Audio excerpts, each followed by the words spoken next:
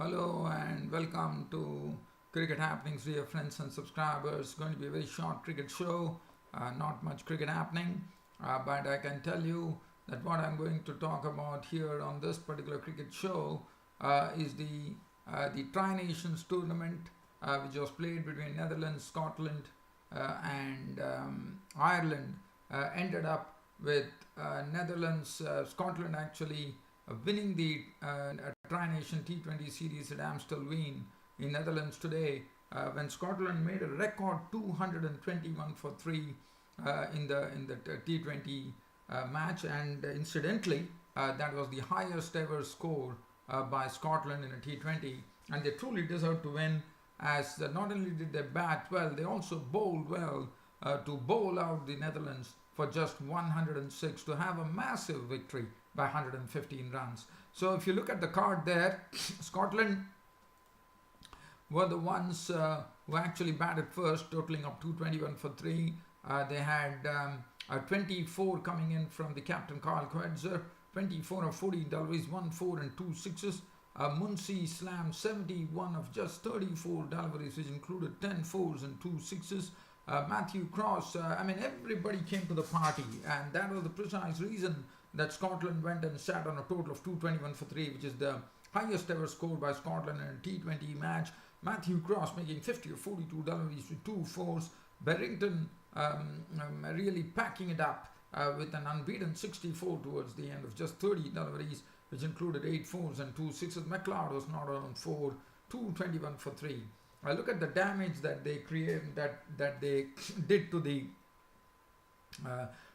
Netherlands, the home team bowlers. Van Makeren 4 overs, none for 40. Gupton 4 overs, 1 for 47. Klaassen 4 overs for 55. Snater 3 overs, 1 for 40, was very costly. 4 overs, none for 34 for Seelar, and Baresi bowled 1 over for 3 runs. Now Netherlands, given a target of 222, were definitely under pressure right from the beginning, as the highest score was Edwards, who was unbeaten for 31 of 27. If you look at the card there, we see 17 of 12 balls with 3 fours. Cooper out for a duck, Baresi for 5, D-Lead for 9. Seelar Seelar made only 4 runs. Gupton 13, Snater 6, Vakran 8, Klaassen. Now 106 all out was again the handiwork of the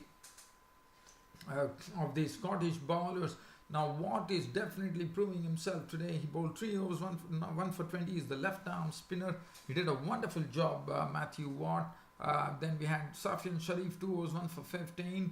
Evans, Alistair Evans, the seam bowler, 2 overs, 1 for 15. Hamza Tahir, the spinner, 4 overs, 3 for 26. The most successful bowler at that.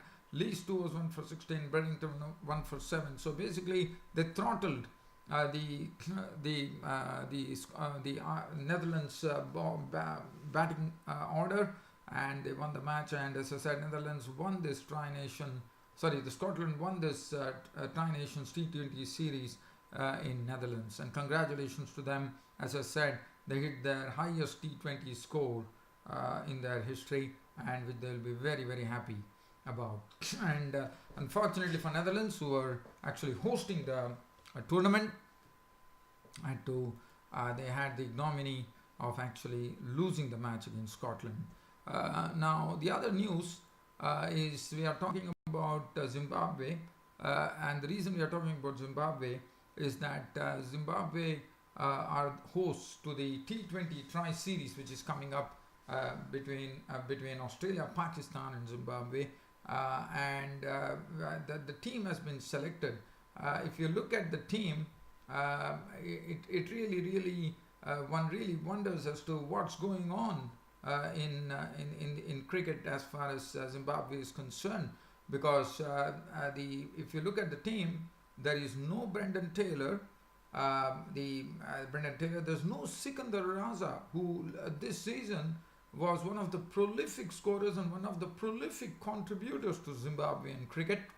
He's not there, and also the captain Graham Creamer doesn't even find a place in the team. He was sacked in March, as you would remember, and there is no place for Sean Williams and Craig Irvine. And Elton Chugumbura who has not been playing for Zimbabwe for quite a long time, since 2016, has been recalled into the team. And other than that, I have to say that they have a newly appointed consultant, Vincent Vanderbilt, one of the dangerous all-rounders in yesteryear South Africa, as you would remember. He was a very, very well-built person. He was a very tall bloke, and he could hit the ball miles, and he was also a very dangerous pace bowler. Unfortunately, due to the apartheid problem, Vincent van der Bill, who did a wonderful job in the English county season, unfortunately could not be a part of South African cricket. But definitely feel for this. When I saw this name itself, I recollected that Vincent Vanderbilt and Gatley Roo were operating in tandem for South Africa once upon a time, and they were one of the most feared pacers as far as South Africa were concerned. So let's have a look at what's going on. I'm just trying to go through this right now. Now, one thing, the news which is coming in, as you know, I'm broadcasting from Canada, as you know. They say that Sikandar Raza, as you know, Canada is hosting the first new T20 league, which starting on June the 28th.